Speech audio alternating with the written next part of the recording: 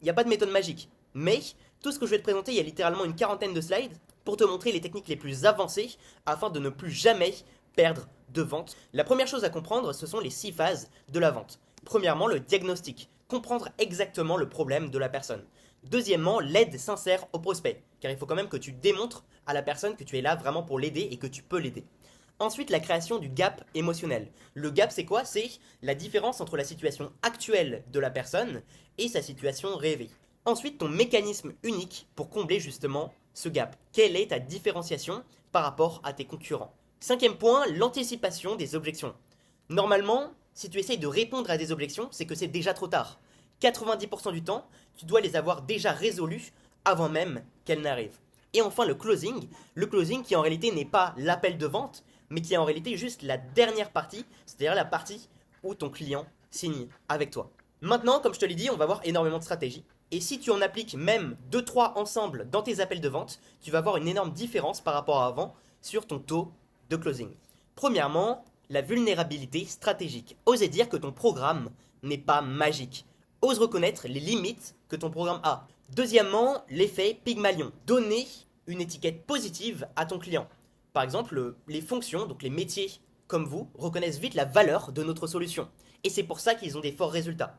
En gros, l'idée, c'est de dire, vous êtes quelqu'un qui passe à l'action. Vous êtes quelqu'un qui ose prendre des décisions difficiles. Et donc, de le tourner en compliment pour que la personne, ensuite, continue d'agir de cette façon. Un exemple simple, c'est, aujourd'hui, là où je tourne cette vidéo, c'est les vacances. Et bien, ce que je pourrais dire, c'est, ça fait plaisir d'avoir des gens comme toi en vacances, qui sont quand même prêts à évoluer malgré cette période où la plupart des gens se reposent. Et donc instantanément, ça switch quelque chose dans le cerveau de la personne qui se dit ah bah oui, on est en vacances, je suis en train d'évoluer, et donc la personne est vraiment dans un mindset, en appel avec toi en tout cas, où elle se dit je dois absolument jouer cette personne qui veut évoluer à tout prix. Donc c'est la vision que vous projetez sur eux, et ça influence directement leur comportement sur l'achat qu'il va y avoir. Le fait de dire non également. Beaucoup de gens pensent qu'ils doivent juste dire au prospect oui je peux faire ça, oui je peux faire ça. Non, ça c'est juste la posture d'un vendeur classique qui va à tout prix vous vendre quelque chose. Ce que vous devez faire, c'est plutôt dire, imaginons que une personne recherche du design. Eh bien vous allez voir le projet de la personne et vous allez lui dire, mais non, votre problème ce n'est pas le design, c'est également ça, ça, ça. Et donc, vous allez vous placer comme un expert complètement différent des autres, parce que si, imaginons, la personne a fait 3 appels avec 2 autres concurrents, et le dernier c'est vous, eh bien elle va se rendre compte que vos 2 concurrents savent juste dire oui, oui, et vous êtes réellement là pour l'aider et lui dire vous ne devez pas seulement faire ça, vous devez également inclure ça et c'est exactement ce que je peux vous apporter. Ok, donc n'hésite pas à dire non à ton prospect pour montrer une expertise un peu cachée qui va au-delà de la demande initiale. Inverse la vente. Faites douter la personne. Par exemple, si tu ressens en fait un doute chez cette personne, eh bien tu dois lui faire douter justement de ce doute. Avec notamment, avec votre profil, expliquez-moi pourquoi ça ne fonctionnerait pas pour vous. Vous devez inciter votre prospect à décrire la pertinence de votre offre. Par exemple, ce que je fais souvent, c'est de dire est-ce que vous pouvez me résumer ce que ça va vous apporter? Et comme ça, je comprends bien si la personne a bien compris. Et non seulement je vais vous apporter ça, mais en plus, ça va être ça, ça, ça. Au cas où la personne ne m'ait pas décrit de la bonne façon ce que j'apporte. Maintenant, vous devez également anticiper les 3 familles d'objections. Ça, c'est possible avant même le début de l'appel. Le timing, l'argent et le décisionnaire. Évidemment, les plus simples, c'est le timing. Timing, tu poses juste la question est-ce que c'est le bon moment pour toi pour évoluer, pour prendre un coaching éventuellement? Ou est-ce que tu attends encore le moment parfait? Comme ça, automatiquement, tu définis si la personne est dans le bon timing, dans la bonne mentalité actuellement. Décisionnaire. Est-ce que vous êtes seul à prendre cette décision si jamais vous avez une décision financière à prendre? Par contre, l'argent, c'est vrai que c'est un peu plus touchy. Ça dépend si vous arrivez déjà à vendre sans vraiment le qualifier, mais posez au moins la question si jamais je pouvais vous proposer une solution idéale, est-ce que vous seriez prêt à investir? Maintenant, vous devez également exposer votre mécanisme différenciant. Expliquez le comment unique de votre solution plutôt que de juste dire la promesse. Au lieu de dire je vais vous apporter 10 000 euros par mois supplémentaires, dites plutôt on va vous mettre en place une séquence automatique d'emails qui convertit automatiquement en seulement 48 heures et sans que vous ayez à agir dessus. Ça, c'est une promesse unique. Au passage, j'offre des audits de funnels 100% gratuits pour prouver que mes systèmes convertissent mieux que n'importe quelle approche, donc n'hésite pas à réserver. On continue. Au niveau du gap émotionnel, vous devez décrire la différence entre la situation actuelle et la situation rêvée, on en a déjà parlé, mais je vais être plus précis là-dessus. En fait, l'idée quand vous vendez, c'est pas de dire cet objet est incroyable, ce produit est incroyable, ce service est incroyable, c'est plutôt de dire actuellement, vous êtes sur un endroit, vous êtes sur une chaise, et cette chaise, elle est en feu. Et donc la personne doit ressentir la brûlure de cette chaise qui est en train de brûler. Ayez toujours le bon mindset de vendeur. C'est-à-dire, justement, n'essayez pas de vendre. Je sais que c'est paradoxal, j'ai mis beaucoup de temps à comprendre ça, mais un vendeur n'essaye pas de vendre. Il se positionne simplement comme un médecin, comme un expert, et justement, c'est pour ça qu'il vient diagnostiquer. Il vient pas dire, ouais, ce produit est incroyable, il y a telle fonctionnalité, on a ajouté ça, ça, ça. Il pense problème du prospect et solution, et pas vraiment produit. Et 80% de ton appel, ça doit être justement sur le problème de ton prospect et sur la solution qu'il recherche. Pour préparer les appels, surtout pas de script, mais simplement un framework qui ne doit surtout pas être figé. En fait, ça dépend selon les différents prospects. Vous pouvez utiliser une chose, tout comme vous pouvez l'éviter parce que ça fonctionne que sur certains types de personnes. Essayez de préparer chaque rendez-vous en notant la situation de la personne, en allant analyser ce qu'elle fait. Notamment, moi, je vais souvent analyser leur funnel. Et comme ça, dès le début de l'appel, en fait, je sais déjà énormément d'informations sur le prospect.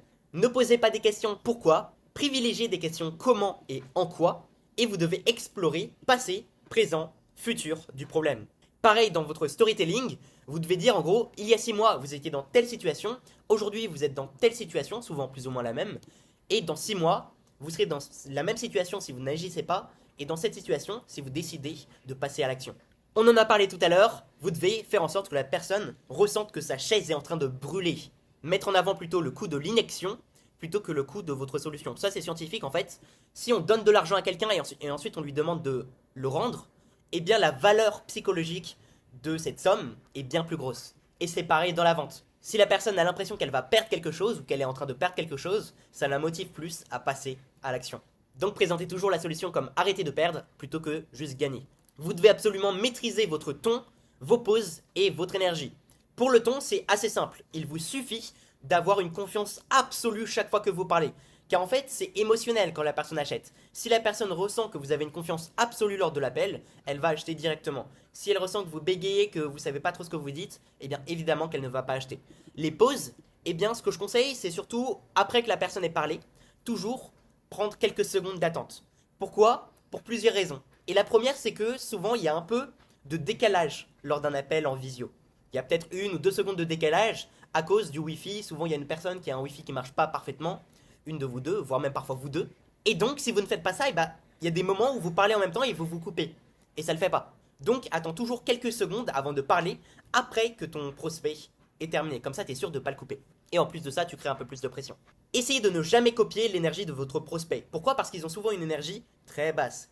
Et donc vous, votre objectif, c'est d'avoir une énergie hyper haute et avant chaque appel d'être en mode ouh, je suis hyper chaud là, ok? Et d'ailleurs, une petite technique, alors pour le coup, c'est même pas vente, c'est, il me semble, une étude d'Harvard qui a démontré que l'une des meilleures positions à faire, l'un des meilleurs exercices pour avoir une énergie positive, c'était la position Superman. Donc en fait, tu vas respirer et bomber ton torse comme Superman, et tu vas faire un grand sourire comme ça pendant 10 secondes. Et tu vas juste rester comme ça pendant 10 secondes. Oui, j'ai l'air probablement extrêmement débile, mais je vous jure qu'après, même si c'est un faux sourire, on se sent incroyablement mieux. Donc n'hésite pas à faire ça en fait dès le début de tes appels. Enfin, juste avant que ça commence, sinon ça va faire un peu bizarre. Et là, la personne arrive, tu peux pas parler, bref. Autre chose importante, cherchez le exactement et pas juste un oui. Essayez toujours de creuser, même si vous pensez avoir une réponse. Parce qu'il y a des fois où votre client ne va pas dire toute la vérité, voire va carrément mentir, et donc vous devez creuser un peu plus, et donc poser au minimum 2 questions par sujet. En plus de ça, c'est plus facile de toujours savoir quoi dire si chacune de vos questions est liée à la question précédente. Et n'hésitez pas à cadrer les décisions, oui ou non, pour éviter les je réfléchis. En gros, l'idée c'est de donner au prospect un choix A ou B à sélectionner. Je le répète à nouveau, mais j'analyse gratuitement votre funnel actuel et je suis si confiant sur mes résultats que je vous montre exactement où vous perdez de l'argent en appel. Maintenant, on arrive sur un point extrêmement crucial. C'est l'annonce du prix. Et voici exactement comment je vous conseille d'agir. Premièrement, posez la question, qu'est-ce que vous attendez de moi concrètement pour vous aider à atteindre cet objectif? Lorsque vous avez la réponse, est-ce que cette approche vous paraît cohérente? En gros, quand vous avez présenté votre approche, ok, donc ça vous paraît cohérent. Et enfin, avant de donner le prix, encore une fois, qu'est-ce qui ferait que tu dises non malgré tout? Parce que souvent la personne va vous dire, ok, ouais, je kiffe, l'approche me paraît hyper cohérente, vous êtes unique, etc. Et là, en fait, ton but, c'est de détruire les objections avant qu'elles arrivent.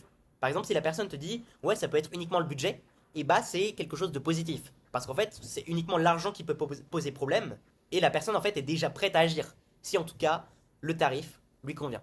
Autre point assez important, c'est que on vous dit souvent, ouais, vous devez absolument vendre en un rendez-vous. Mais la réalité en France, c'est que les prospects ils sont très frileux.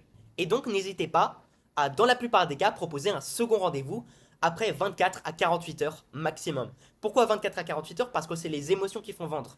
Et donc, lorsque vous faites un appel seulement quelques jours après, ça fait que les émotions positives de la personne envers vous et envers votre offre sont toujours là. Alors que si vous le faites une semaine plus tard, souvent ça ne fonctionne plus.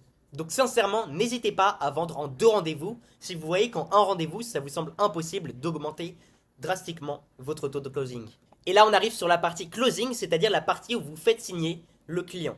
Vous devez enchaîner naturellement sur le démarrage, comme si la vente était déjà faite. Pour quelle raison? Bah tout simplement parce que la personne vous a dit oui, elle vous a confirmé que ça l'intéressait, elle vous a confirmé que l'approche était cohérente pour elle, elle vous a confirmé qu'elle avait le budget, etc.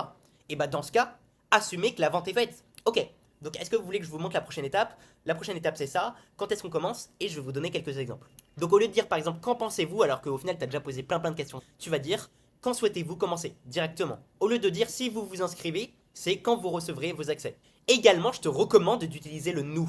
Ce qu'on va faire ensemble, ensemble nous allons, pour la raison simple que le nous installe une idée de partenariat même avant que ça arrive réellement. Au niveau du pricing et quand tu as un client qui n'a pas assez de budget, voici ce que je te recommande de dire précisément. Essaye de copier ce script. C'est un investissement de 3000 euros et la plupart de mes clients choisissent de payer en une fois. Plutôt que de dire ah donc c'est 3000 euros le prix mais vous pouvez y payer en plusieurs fois. Hein. Ça va pas du tout. Ok? Par contre, si vous vous rendez compte qu'en effet la personne n'a pas le budget, et bien dans ce cas, vous pouvez faire une proposition de plan de paiement, mais vous devez le faire ressentir comme une chance. Du style, j'ai une proposition à te faire. Est-ce que tu es prêt à m'écouter? Je peux éventuellement te proposer un plan de paiement jusqu'à 2 fois ou 3 fois. Parce qu'honnêtement, j'apprécie beaucoup ton profil, j'apprécie ton énergie. Et je vois bien qu'au fond, tu sais que c'est la bonne solution pour toi. Donc, est-ce que ça te tenterait de passer par là? Et là, tu vois que j'ai rendu la proposition de plan de paiement un peu unique, comme si je ne la proposais pas à tout le monde. Et en réalité, c'est le cas. Il y a beaucoup de mes clients qui payent en une fois, certains peuvent payer uniquement plusieurs fois, et dans ce cas, il faut présenter de cette façon. Maintenant, les profils de vendeurs que tu ne dois pas être. Le product pusher. Souvent, c'est un technicien, c'est un peu le vendeur à la Fnac qui va te dire ouais, cet écran fait 5000 pouces, il vous permet de faire ça, il y a de la 4K.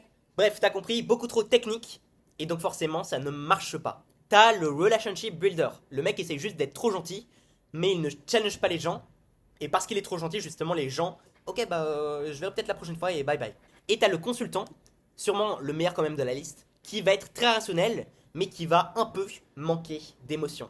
Et en fait, finalement, la bonne solution, c'est le médecin. C'est un peu un consultant, donc qui va être rationnel, mais qui va aussi être très émotionnel, qui va créer l'émotion dans le cerveau de la personne, et qui va vraiment se positionner comme leader. Maintenant, je vais te présenter quelques expressions que tu dois éviter de dire dans tes appels. Premièrement, à mon avis ou je pense.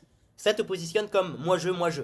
Si tu veux dire ça, tu dois plutôt dire selon mon expérience. Pourquoi? Parce qu'à ce moment-là, tu partages une preuve vécue. C'est mon expérience, j'ai pu vivre avec tel client, ceci, cela, plutôt que juste je pense, et la personne ne va pas te faire confiance si tu dis simplement ça. Le fait de forcer directement la personne, vous devriez travailler avec nous car tu dois plutôt dire, je dois d'abord m'assurer que ça vous apporte réellement de la valeur et que ce soit vraiment la bonne approche. Parce qu'honnêtement, on accompagne uniquement un type extrêmement spécifique de clients. Et enfin, évitez de dire prix, bon ça c'est classique, dites plutôt investissement. Évitez de dire concurrent, dites plutôt alternative. Si on vous parle de concurrent, ne crachez pas sur les concurrents. Dites plutôt, il y a beaucoup de mes concurrents qui sont très talentueux. D'ailleurs, je préfère appeler ça des alternatives. Mais là où je peux vous garantir que je fais la différence, c'est sur tel point, tel point, tel point. Dans mon cas, c'est notamment l'approche basée sur la psychologie humaine profonde. Neurovente, parce qu'en fait, je me base tout simplement sur la psychologie et sur des études qui ont coûté des millions d'euros. En fait, autant se baser sur des études qui ont coûté des millions plutôt que juste sur des formateurs. Et c'est comme ça que je me suis formé. J'espère que tu as apprécié la valeur que je t'ai donnée. N'hésite pas à rejoindre mon school si tu veux encore plus de valeur. Je te jure que sur mon school, la valeur est absolument dingue. Et je le répète une dernière fois, je t'offre un diagnostic complet offert. Si je n'identifie pas au minimum 3 optimisations qui peuvent doubler tes conversions, tes ventes, alors mon diagnostic ne te coûte rien. Et en fait, c'est déjà gratuit pour réserver. Ciao ciao!